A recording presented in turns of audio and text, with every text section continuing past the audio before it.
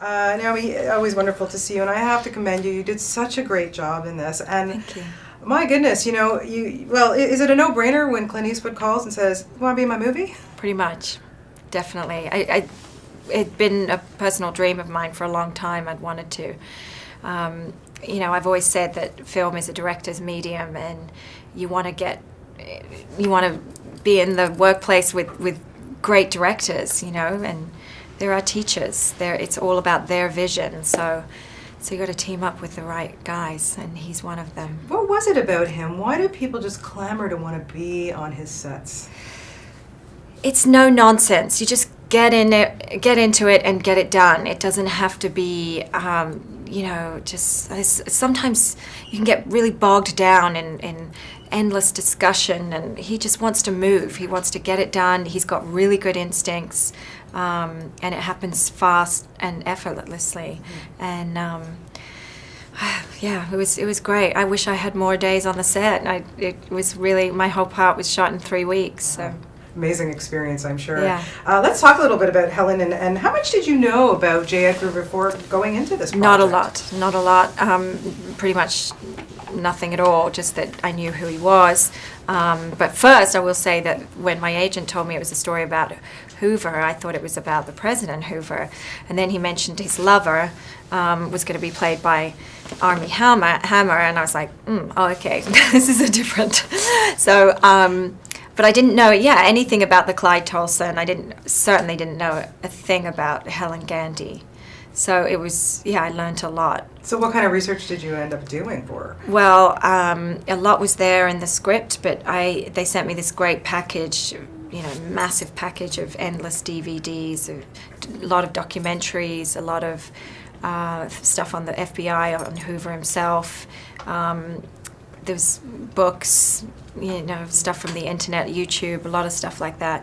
And I was always kind of trying to find more about Helen Gandy, but, the very nature of her job was to be in the background of this man's life. And there was a couple of photographs, not much at all.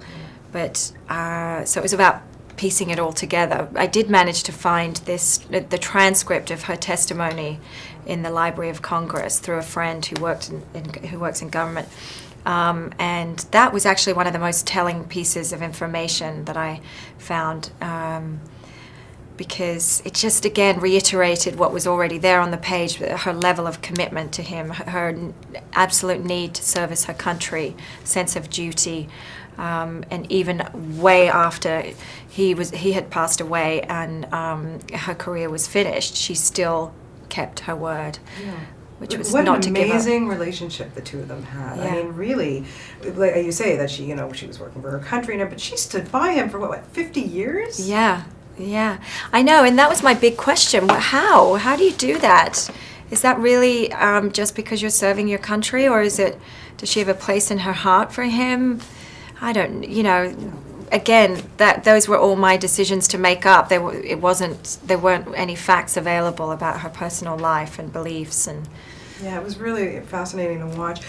Your makeup process must have been what, hours and hours, and even before getting on the set, you had to go through getting head casts and to create the molds for them to make the pieces, and that it's just time consuming and very much testing your patience and claustrophobic, and Oof, not gosh. easy, but great that we were all given the opportunity to play this passage of time and not have to divide it up between 6 actors instead of 3. Yeah, what an amazing.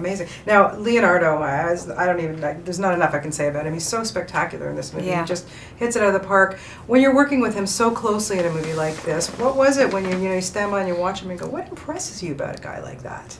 He's so impressive. His work before was, had time and time again blown me away. He's got great range, he's got great charisma, just wildly talented, and then being on a set with him, just escalated my my admiration for him. He takes his work very seriously. He works really, really hard. Neither of us really left our characters.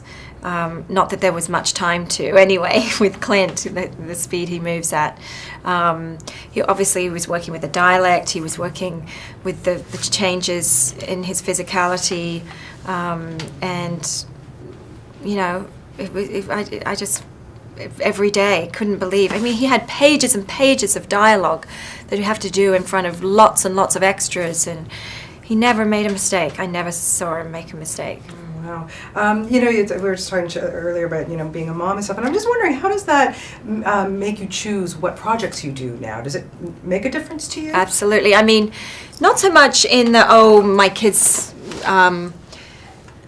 wouldn't understand that character or what that movie's about. Hopefully when they come of age, they will be able to understand my creative decisions for doing things. But the practicals of, you know, where's this going to shoot, how long, and how's it going to work for the whole family, and are they going to be out of school, and when is Liev working, you know, those things are definitely are major parts of making decisions. Well, you made a great decision being in this one. I have to say, you did a really outstanding job, and it's always lovely to talk to you. Thank you. Oh, thanks so Naomi. much.